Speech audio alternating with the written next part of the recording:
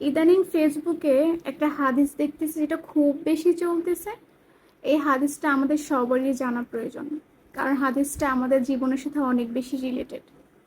হাদিসটা এইরকম ছিল যে যখন কোনো বান্দা ঘরে কোনো জিনিস পাওয়ার জন্য অনেক বেশি কান্নাকাটি করতে থাকে, তখন নাকি ফেরেশতারা আল্লাহ তাআলাকে বলেন, হে আল্লাহ, আপনার এই বান্দা কেন এত কান্নাকাটি করতেছে, তার মনের ব্যথা আপনি কমিয়ে দেন।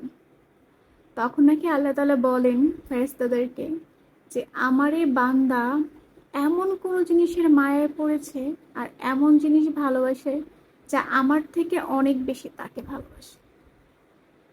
আমি হৃদয় ভগ্নবান ব্যক্তির খুব কাছে থাকি, হৃদয়ে কষ্টবান ব্যক্তির খুব বেশি কাছে থাকি। আমি এমন কোনো জিনিস আমার বান্দাকে দান করি না যেটা তার জন্য কল্যাণকর নয়। আমি কথা দিতেছি, আমি আমার বান্দার থেকে যে জিনিস কেড়ে নিয়েছি বা যে জিনিস নিয়ে গিয়েছি তার থেকে উত্তম জিনিস তাকে আমি প্রতিদান করব, তাকে আমি দান করব।